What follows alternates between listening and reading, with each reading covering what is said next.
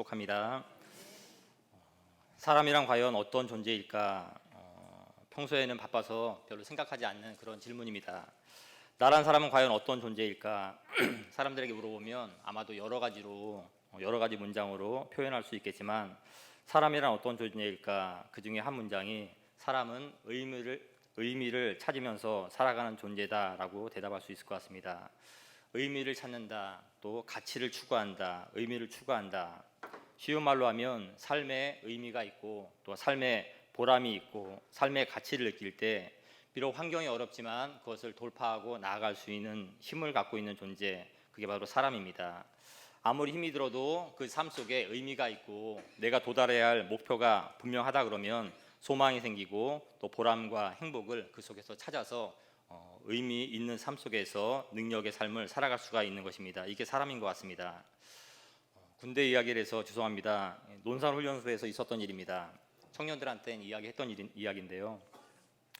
저희 때는 6주 동안 훈련을 받았는데 이제 평일에는 계속 총을 메고 훈련을 받고 있었는데 어느 날 아침에는 반바지 작업복을 입고 모이라, 연병장에 운동장에 모이라라고 명령이 떨어졌습니다. 그리고 그날 아침에는 한 8시쯤에 모였는데 훈련을 받으러 가는 대신에 일을 하러 간다라고 걸어갔습니다. 한 20분 정도 걸었던 것 같고요. 도착한 장소는 아주 넓은 공터였습니다. 여기서 오늘 뭐 하는가 명령을 받았는데 훈련을 받는 대신에 그 넓은 공터를 운동장으로 만들어라 라는 것이 아침에 우리에게 명령으로 주어졌습니다. 운동장으로 만드는 일은 첫 번째로 잔 돌들을 많이 깔아야 되겠죠. 깔고 그 위에다가 모래를 많이 퍼다 날릅니다. 그리고 그 위에다 이제 흙을 깔아서 배수가 잘 될 수 있는 그런 운동장을 만드는 일이 우리에게 주어진 임무였습니다. 근데 문제는 돌을 깔아야 되는데 그것도 잔돌을 깔아야 되는데 잔돌이 하나도 없습니다. 좀 있다 보니까 군대 덤프트럭들이 계속 오는데 그 덤프트럭 안에다가 건축 폐기물 같은 엄청나게 큰 돌들, 블록들 이런 것들을 가득 쌓아놓고 수십 대가 들어옵니다. 그리고 그것을 그 넓은 공터 중간중간에 다 그냥 내리는 겁니다. 잔돌이 아니라 굉장히 큰 돌들이었어요. 그 돌들이 눈앞에 있고 이제 명령이 떨어지는데 망치하고 벤치를 이용해서 그 돌들을 다 깨부수랍니다. 그리고 나서 넓게 그 공터에다 펴 넣어라라고 이야기합니다. 연장도 부족했습니다. 망치도 별로 없었고 벤치도 별로 없었고 그래서 단단한 돌을 찾아서 꼭 원시인처럼 그 돌들을 깨트려 가지고 근데 저희들이 생각하고 저희들의 마음속에 들었던 거는 그럼 이거 뭐 하는 것이지? 이 미친 짓이다. 이 넓은 공터에다가 이걸 언제 깨가지고 이걸 다 언제 까나 그렇게 푸념을 하면서 돌을 깨고 있었습니다. 아침 8시쯤에 시작을 했는데 그래도 밤 12시 안에는 그 일이 다 끝나더라고요. 그래서 그날 돌을 다 깨고 그 넓은 공터에 다 깐 다음에 저녁 때 덤프 트럭들이 와서 모래하고 흙을 이제 푸는 장면까지 보고 나왔습니다. 할 때는 너무 힘들었고 이게 뭐 하는 짓이지 정말로 그런 생각을 참 많이 했는데 며칠 후에 훈련을 받기 위해서 그 지역을 지나갔는데 운동장 기능이야 어떻든 간에 아주 멋진 운동장으로 변해 있는 그 모습을 보면서 우리 모두가 마음이 다 흐뭇했습니다. 삶의 의미를 찾고 일의 보람을 찾는 게 이런 거 아닌가 생각했습니다. 어떤 일 아무것도 아닌 것 같아서 그때는 너무 힘들었던 그 일이 하고 나니까 다른 사람들한테 유용하게 쓰일 수 있는 도구가 되었다 그러면 그 힘들었던 고난을 다 잊어버리고 마음속에 기쁨이 오는 것이 사람의 존재입니다. 다시 말해서 내가 그 일을 반드시 해야 하는 이유, 내가 오늘도 살아가는 그 이유를 분명히 알고 살아가는 사람들은 같은 하루를 다른 사람들하고 산다 할지라도 그 삶의 자세와 마음의 태도가 다를 수밖에 없는 것입니다. 우리는 이제 3주 후에 전도 축제가 목표에 있습니다. 여지껏 살아왔던 날, 어저께까지 똑같은 날을 살았고 앞으로 3주도 우리가 똑같은 날을 살아갈 겁니다. 하지만 오늘부터는 우리의 마음가짐 속에 의미를 찾고 또한 가치를 부여하면서 살아가야 하는 하나의 그런 일이 더 생긴 것입니다. 어떤 일입니까? 내가 전도를 왜 해야 하나? 전도를 해야 하는 이유, 전도의 가치, 전도의 의미를 스스로 끊임없이 계속 불러일으켜야 됩니다. 그래야 우리 속에서 전도의 동력이 말씀을 통해서 은혜를 통해서 나타나는 겁니다. 전도를 해야 하는 그 이유를 조금 더 많이 생각하고 알게 된다면 우리의 사명의식은 조금 더 단단해지고 우리가 전도의 현장으로 나아갈 수 있는 그런 기회가 더 많이 늘어날 것입니다. 아무쪼록 전도축제 선포식을 한 오늘부터 전도축제 당일까지 우리가 전도해야 하는 이유를 알고 의미를 찾아서 우리의 믿음이 더욱더 든든해지고 십자가의 사랑으로 아름다운 전도의 열매가 많이 맺혀지시기를 우리 주님의 이름으로 축복합니다. 아멘. 누가복음 7장에는 통곡하는 한 여인이 나옵니다. 집에 가셔서 한번 읽어보세요. 이 여인에게 어떠한 사연이 있기에 이렇게 통곡하며 울고 있는가? 아들 하나를 남기고 남편이 일찍 죽어버린 과부였습니다. 여자의 몸으로 홀로 살아간다는 것이 지금도 참 쉽지 않은 일인데 예수님 당시에는 더 말할 것도 없었겠지요. 하지만 함께 살아야 하는 아들이 있기 때문에 모진 세월을 악착같이 살아갔습니다. 세월이 흐른 다음에 이제 아들도 어느 정도 장성해서 어머니가 봤을 때 가정의 든든한 버팀목이 되고 힘들 때 어머니가 기댈 수 있는 그런 장성한 아들이 되어서 그 아들만 보기만 하면 배가 부르고 든든한 그런 아들로 장성하게 컸습니다. 그런데 어떤 이유인지 몰라도 이 아들마저 죽어버린 겁니다. 엄마는 통곡을 하며 아들의 관을 붙잡고 장례를 치르러 성문 밖으로 빠져나가고 있습니다. 근데 기가 막힌 장면이 나옵니다. 그때 예수님께서 수많은 사람들과 함께 성문 안으로 들어오고 계시는 장면이 누가복음 7장에 나갑니다. 죽음의 관을 끌어안고 울면서 가는 장례 행렬과 생명이신 예수 그리스도께서 같이 만나는 그런 장면이 나옵니다. 이때 예수님께서 과연 어떻게 하셨을까? 죽음의 관을 비껴서지 않고 관을 정면으로 막아서셨습니다. 그리고 먼저 예수님은 통곡하고 있는 그 과부 어머니에게 말씀하셨습니다. 그 말씀이 누가복음 7장 13절 말씀이 나오는데요. 주께서 과부를 보시고 불쌍히 여기사 울지 말라 하셨다라고 써 있습니다. 울지 말아라. 여인아 울지 말아라. 지금까지는 죽음 때문에 너가 울 수밖에 없었겠지만 이제는 생명의 주인인 나를 만났으니 이제 울지 않아도 된다라는 그런 위로와 소망의 말씀입니다.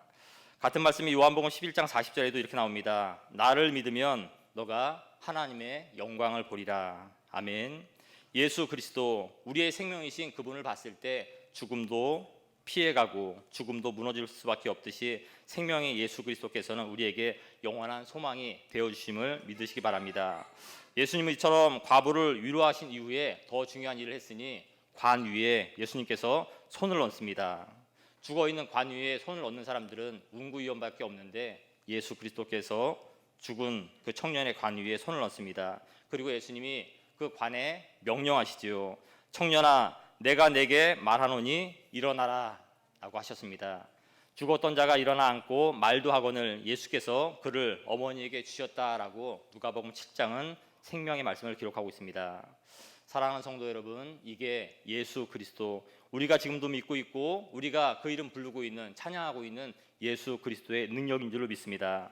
요한복음 11장 25절부터 26절 말씀, 예수께서 이르시되 나는 부활이요 생명이니 나를 믿는 자는 죽어도 살겠고 무릇 살아서 나를 믿는 자는 영원히 죽지 아니하리니. 끝에가 뭐죠? 이것을 내가 믿느냐라고 우리의 믿음을 질문합니다.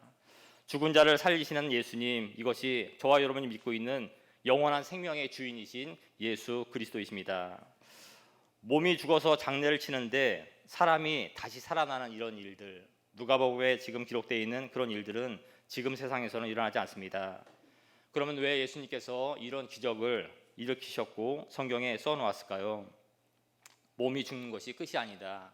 우리가 잘 알고 있듯이 더 중요한 영혼이 죽는 것이 더 무서운 것이다. 그 사실을 우리에게 다시 한번 알려주시는 겁니다. 성경은 우리에게 분명하게 말하고 있습니다. 몸은 죽여도 영혼은 능히 죽이지 못하는 하나님을 두려워하고 몸만 죽이고 우리 영혼을 어떻게 하지 못하는 사단마귀를 무서워하지 말아라 라고 말하면서 우리 속에 있는 영혼의 중요성을 설파하고 있습니다. 마태복음 23장 33절 말씀, 뱀들아 독사의 새끼들아 너희가 어떻게 지옥의 판결을 피하겠느냐. 우리가 예수 그리스도를 믿지 않았다면 우리 모두에게도 책망받을 그런 하나님의 말씀입니다. 죄인인 그 누구도 하나님의 나라에 갈 수 없고 죄인인 그 누구도 그리스도에서의 생명을 받지 아니하면 우리가 하나님의 자녀가 될 수 없는 것입니다. 예수 그리스도께서 우리를 위해 죽으셨고 예수 그리스도를 믿는 그 사람들만 하나님의 나라 천국에 간다는 것을 우리는 다시 한번 이 전도 축제 기간 동안에 새겨야 될 것입니다. 우리가 믿고 있는 예수님, 믿어도 그만, 안 믿어도 그만, 전도해도 그만, 전도 안 해도 그만, 그런 존재가 아니라 살아있는 동안, 누구든지 살아있는 동안 예수를 믿느냐, 예수를 믿지 않느냐, 그거에 따라서 영원한 생명이 왔다 갔다 한다는 그런 문제, 이 문제의 심각성을 다시 한번 우리가 인식하고 깨달을 때 우리 안에서 전도의 동력이 일어날 것입니다. 그리스도인으로서 우리가 전도해야 하는 이유가 바로 여기에 있습니다. 살아있는 동안 내 부모님, 살아있는 동안 내 자녀들, 살아있는 동안 내 형제 자매들이 예수 그리스도를 마음으로 영접하지 않으면 그 누구도 천국에 갈 수 없다라는 이 사실을 24시간 늘 기억해야 우리가 그들을 위해서 기도할 수 있고 전도할 수 있는 것입니다. 이처럼 전도는 우리가 선물 주는 걸로 끝나는 게 아니라, 구역 초대해서 음식 나누는 걸로 끝나는 것이 아니라, 더 중요한 영원한 생명을 내가 그들에게 지금 전하고 있다라는 이 사명의식이 우리한테 강하게 있어야 됩니다. 내 손 안에 내가 이미 받고 있는 영원한 생명, 그 어디서도 찾을 수 없는 그 영원한 생명이 지금 내 손 안에 있다. 내 입에 영원한 생명, 내 부모님의 영원한 생명, 영생이 내 입술에 달려있다라는 이런 긴박감을 갖고 있어야 우리가 전도할 수 있고 그들을 위해서 기도할 수 있고 그들에게 나아가서 그들에게 그리스도의 복음을 전할 수가 있는 것입니다. 우리는 지난 주일에 전도 대상자를 적어서 우리 앞에 보시죠. 어떨 때면 과수원 같습니다. 사과가 아주 예쁘게 열려 있는데 여기 생명나무에 우리가 전도하고 싶은 사람들을 이름을 적어서 걸어놨습니다. 이제 오늘부터 시작이다 이런 마음으로 저도 그렇고 우리 성도님들도 그렇고 다시 한번 마음을 다잡기를 바랍니다. 앞으로 3주 동안 하나님, 내가 한번 최선을 다해 보겠습니다. 내 입술에 하나님의 생명이 있군요. 내 손에 내가 전하는 선물이 아니라 내 손에 하나님의 생명이 있군요. 이 생명 내 가족들에게, 내 친지들에게 이번에 반드시 선물해 드리기를 원하오니 나를 좀 도와달라고 기도하면서 나아갈 때 하나님께서 이곳에 계신 이름뿐만 아니라 이곳에 계신 걸려있는 이 이름이 실제로 몸이 나와서 함께 예배드리는 생명의 잔치, 천국의 잔치가 전도 축제가 될 줄로 믿습니다. 오늘 본문에는 기쁨으로 가득 찬 시편 기자의 모습이 나옵니다. 우리 읽었지만 다시 한번 읽어볼까요? 1절 말씀, 126편 1절 말씀 같이 한번 읽겠습니다. 시작. 여호와께서 시온의 포로를 돌려보내실 때 우리는 꿈꾸는 것 같았도다. 꿈꾸는 것처럼 즐거웠고 믿기지 않았다라는 그런 말씀입니다. 2절 말씀도 같이 한번 읽어볼까요? 시작. 그때 우리 입에는 웃음이 가득하고 우리 혀에는 찬양이 찼었도다. 그때 문나라 가운데에서 말하기를 여호와께서 그들을 위하여 큰 일을 행하셨도다. 우리 입에 뭐가 가득했다고요? 웃음이 가득했고 우리 혀에 감사의 찬양이 가득했다. 3절도 마찬가지입니다. 여호와께서 우리를 위하여 큰 일을 행하셨으니 우리는 기쁘도다 하고 노래하며 샘솟는 기쁨을 표현하고 있습니다. 중요한 것은 그 기쁨이 과연 어디서 나오길래 이 기자는 이런 노래, 이런 시편을 적었을까? 5절 6절을 한번 같이 읽어볼까요? 5절 6절입니다. 시작. 눈물을 흘리며 씨를 뿌리는 자는 기쁨으로 거두리로다. 울며 씨를 뿌리러 나가는 자는 반드시 기쁨으로 그 곡식단을 가지고 돌아오리로다. 아멘. 기쁨, 시편 기자가 노래했던 그 기쁨, 우리 입에 웃음이 가득하고 우리 혀에 감사에 가득 찼던, 찬양에 가득 찼던 그 기쁨은 과연 어디서 나오는가? 5절 6절에 의하면 눈물을 흘리며 씨를 뿌리러 나가는 순종을 통해서 하나님이 그 기쁨의 곡식단을 우리에게 주신다라고 말씀해 주고 계십니다. 하나님의 일하시는 원리, 우리의 눈물을 통해서 일하신다. 꼭 믿으시기 바랍니다. 두 번째, 우리의 순종을 통해서 하나님이 일하신다.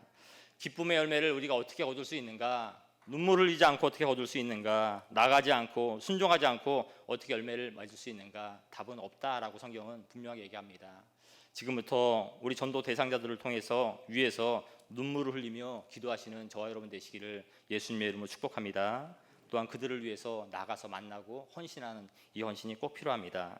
첫 번째로 우리가 전도의 기쁨의 열매를 얻기 위해서 무엇을 해야 될까?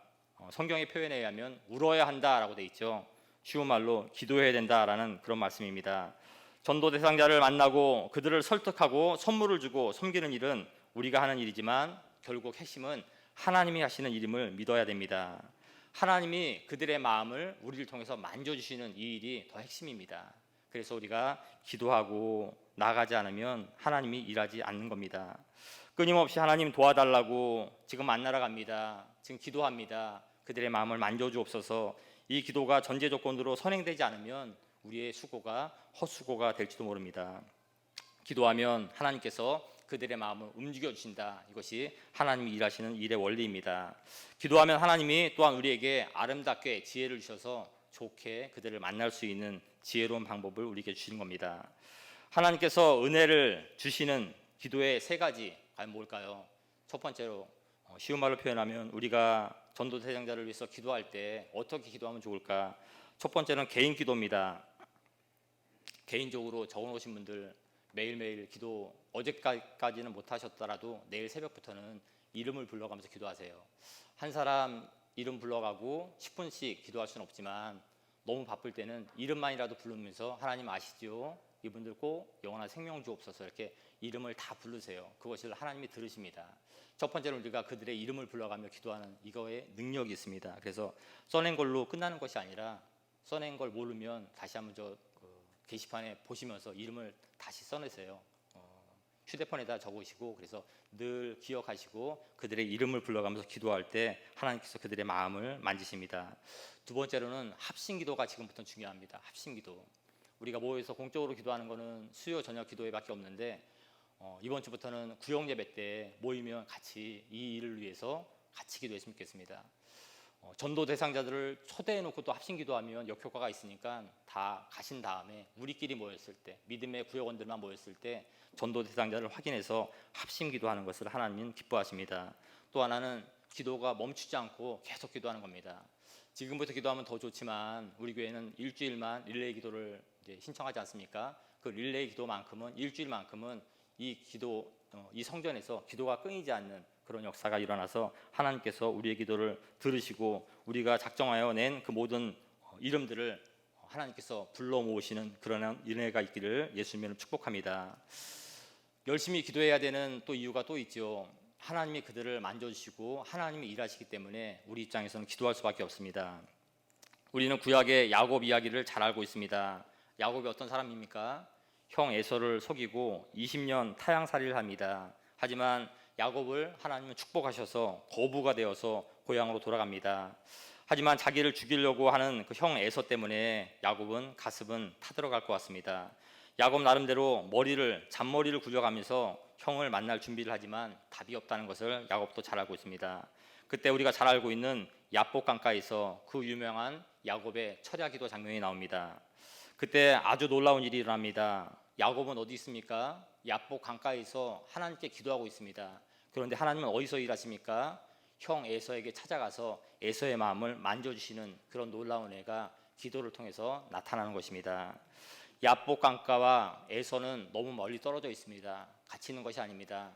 야곱은 믿음을 갖고 하나님께 내 문제 도와달라고 기도할 때 하나님은 멀리 떨어져 있는 기도의 대상, 전도의 대상인 그 형 에서를 찾아가서 동생을 향해서 끌어오는 분노, 증오심, 죽이려고 칼날을 갈고 있었던 그 에서의 마음을 부드럽게 만져주시는 이 역사가 바로 하나님이 하시는 일입니다. 우리에게 이 역사가 필요합니다. 기도할 때 우리 전도 대상자들의 마음을 하나님이 만져주시는 이 역사, 이것이 핵심입니다. 그러기에 우리가 기도하지 않는다면 전도가 그만큼 어렵습니다. 결국 야곱과 에서가 만났죠. 형이 야곱을 만났을 때 어떻게 했습니까? 동생을 죽은 동생이 살아난 것처럼 끌어안고 울었습니다. 그리고 따뜻한 말로 동생을 안심시킵니다. 누가 할 수 있는 일입니까? 사람이 할 수 없는 그 일을 하나님이 하시는 놀라운 역사를 야곱은 체험했던 것입니다. 이런 체험이 있었기에 야곱은 그 이후에도 평생을 하나님께 영광을 돌리면서 살아갈 수가 있는 것입니다. 우리도 마찬가지입니다. 우리가 기도할 때 하나님께서 우리의 전도 대상자들을 위해서 일하신다는 것을, 그들의 마음을 만지시고 그들의 마음의 문을 열고 그들에게 그리스도 예수의 생명이 들어갈 수 있는 길을 열어주신다는 이 약속의 말씀 꼭 붙잡으시고 그들을 위해서 기도하고 끊임없이 기도하여서 그들의 마음이 하나님께로 향해지는 놀라운 역사가 있기를 우리 주님의 이름으로 축복합니다. PPT를 준비를 못했는데요. 혹시 옛날에 동작그만 아십니까? 그 동작그만에 김정식 씨인가 김정석 씨인가 굉장히 재미있는 코미디언이 있었습니다. 개그맨. 그분이 인천 사람인데요. 지금은 목사님이 되셨어요. 아주 오래전에 일산 쪽에 파주에 장애인들을 많이 상대로 목회를 지금 하고 계시는데 아주 어렵게 목회를 하고 계시는 것 같습니다. 그분의 간증을 들으면서 저는 은혜를 참 많이 받았습니다. 이제 인천 분이신데요. 이분도 아버지가 일찍 돌아가셨어요. 어머니가 자기 혼자 청산가부가 돼서 어렵게 키우십니다. 바닷가에 나가서 막 어쨌든 극매듯이 잡아가지고 얼마 없는 걸 갖다 팔고 자기를 그렇게 키운 어머니를 같이 보면서 자랐기 때문에 어머니의 말씀을 어길 수가 없었대요. 또 나쁜 말씀하시는 분이 어머니가 아니기 때문에 어찌됐든 이 젊은 시절에 혼자가 되신 어머니가 홀로 살아간다는 것이 너무 힘들기 때문에 종교를 하나 붙잡았는데 그 종교가 하필이면 불교였습니다. 그래서 이 김정식 씨 코미디언으로 동작 그만할 때 돈을 정말로 떼돈을 벌었대요. 정말로 많은 돈을 벌어서 그 돈을 어머니한테 다 갖다 드렸답니다. 그 많은 돈 어머니는 다 모아서 서울인지 서울 근교에 큰 절을 3개나 건축을 해줬대요. 그만큼 아주 불심이 돈독하신 그런 어머니셨답니다. 그런데 그렇게 자기는 교회 믿게 될 때까지 40이 넘을 때까지 교회라는 곳을 한 번도 가보지를 못했답니다. 웬만하면 성탄절이나 성경학교 때는 어릴 때 한 번쯤 가볼 만한데 어머니가 절대로 못 가게 했대요. 그래서 정말로 하나님을 만나고 난 다음에 첫 번째로 교회를 갔을 정도로 그 집안 자체가 불심으로 가득했던 그 집안인데 참 묘하게 하나님 일하시는 게 참 묘합니다. 며느리를 봤는데 그 며느리가 아주 독실한 크리스찬이 들어간 겁니다. 절을 3개나 지었던 독실한 불교 집안에 하나님이 독실한 크리스찬 며느리를 선교사의 역할을 보내주신 거죠. 그렇죠? 근데 그 며느리는 눈물로 7년을 보냈대요. 눈물로.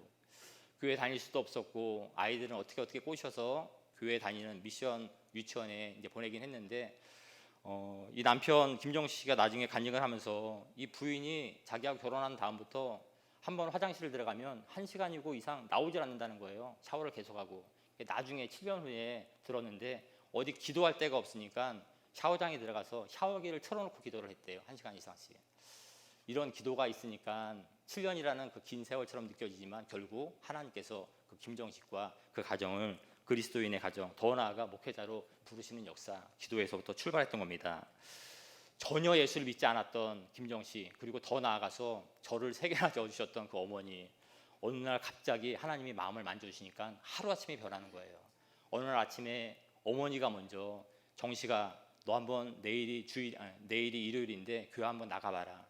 아침에 밥상머리에서 그 말을 딱 했을 때 자기는 그 간증을 할 때마다 몸에서 소름이 돋는답니다. 아, 이런 분이 하나님이시구나. 정말로 내가 만났던 김정식 씨는 하나님을 직접 만나서 이제 그분이 먼저 예수를 믿고 그리고 나서 어머니를 전도한 건데 어찌됐든 아, 하나님 이렇게 위대한 분이구나라는 것을 체험을 통해서 간증을 통해서 은혜를 많이 끼치는 것을 우리가 들을 수 있습니다. 기도 정말 아무것도 아닌 것 같고 우리 정말 늘 하는 게 기도 아닙니까? 식사기도, 또 구역기도, 대표기도, 합심기도 늘 해서 어쨌든 식상하고 그 기도를 또 해라고 생각이 들 정도의 흔한 기도라고 생각하지만 우리의 믿음이 약한 거지 하나님의 능력이 약한 것은 아닙니다. 우리가 믿음을 가지고 기도할 때 하나님의 능력이 이번 전도 집회에 나올 줄 믿습니다. 첫 번째, 우리가 전도의 열매를 맺기 위해서 끊임없이 기도해야 됩니다. 두 번째로 우리가 전도의 열매를 맺기 위해서 무엇이라고 성경 말하고 있습니까? 씨를 뿌리러 나가야 된다. 다시 말해서 순종해야 된다라는 그런 말씀입니다. 이것도 참 중요한 일이죠. 저는 이제 목회자, 특별히 부교육자이기 때문에 여러 교회를 거치면서 섬겼습니다. 목사님들과 성도님들을 많이 섬겼는데 수많은 성도님들 중에서 기억에 남는 분들이 몇몇 분들 계십니다. 그 중에서 한 분이 인천에서 섬길 때 임정혜 집사님이라는 초등부 선생님이셨습니다. 젊으신 선생님이셨는데 그 선생님 하면 한마디로 기도와 헌신의 집사님 이렇게 제가 타이틀을 붙여놨습니다. 이 선생님이 초등부 4학년 1반을 맡고 있었는데 우리 교회 초등부 제가 맡고 있는 아이들이 3, 4학년 초등부가 103명이 출석을 하고 있었습니다. 근데 103명 중에서 그 선생님 한 분이 맡고 있는 반 아이들이 28명이에요. 한 분 선생님이 28명을 가리키면서 그 아이들을 신방하는 겁니다. 그러면 1월 달부터 그 반 선생님이 28명을 맡겨줬는가? 그게 아닙니다. 1월 달은 다 똑같이 6명, 5명씩 다 똑같이 분배를 했는데 세월이 흘러가면서 어쨌든 이 집사님이 열심히 전도를 하고 또 열심히 기도해서 연말 되면 거의 30명이 가까이 갑니다. 그래서 이 집사님은 해마다 연초의 목표가 하나님 우리 반 올해도 30명입니다. 그 목표를 갖고 끊임없이 1년을 투자하시고 또 헌신하시는 그런 집사님입니다. 저는 그래서 그 집사님이 참 존경스럽기까지 하더라고요. 어떻게 하시나라고 오랜 시간을 같이 옆에서 지켜봤습니다. 학교 활동도 같이 많이 나가고 그리고 나서 또 들은 이야기가 그분의 그 열심을 저는 못 따라갈 것 같아요. 일단 아이들의 신상 정보를 다 파악을 합니다. 기본적으로 영혼을 사랑하는 마음이 가득한 분이세요. 이게 참 제일 중요한 것 같습니다. 사람을 사랑하고 영혼을 사랑하는 마음이 가득하기 때문에 그런 일이 가능하겠지만 아이들을 사랑하기 때문에 그 아이들의 모든 정보를 다 파악합니다. 근데 중요한 부모님들의 정보를 철저하게 파악을 하세요. 부모님들이 못 나가게 하는 아이들이 3학년까지는 많이 있거든요. 그래서 부모님들의 정보를 잘 파악을 해가지고 부모님의 생일날 믿지 않는 그 부모님한테 찾아가는 거예요. 저녁 시간에 퇴근 무렵에 뭘 들고 찾아가는가? 생일 케이크를 밖에서 불을 켜고 그 안에 들어가는 겁니다. 처음에는 뭐 이런 사람이 다 있나라고 생각을 하다가도 끊임없이 다가가는 그 집사님의 노력과 정성에 다 감복을 하는 겁니다. 그리고 아이들을 보내주고 나중에는 그 부모님조차 교회로 등록해서 나오는 이런 은혜의 역사가 그 집사님의 한 분 집사님의 헌신을 통해서 수많은 아이들이 전도를 받고 그 아이들의 가정까지 하나님의 복음이 전해지는 그런 역사를 하나님은 기도하는 한 사람, 순종하는 한 사람을 통해서 역사하시는 그런 장면을 저는 참 많이 보았고 경험을 했습니다. 우리도 마찬가지입니다. 우리가 기도하고 나가야 됩니다. 순종해야 됩니다. 사람들을 찾아가고 만나고 그들에게 가까이 갈 때 하나님께서 우리를 통해서 역사하실 줄 믿습니다. 우리가 눈물을 흘리며 기도하고 또한 헌신할 때 하나님께서 우리가 작정한 그 작정자들에게 은혜를 베푸실 줄 믿습니다.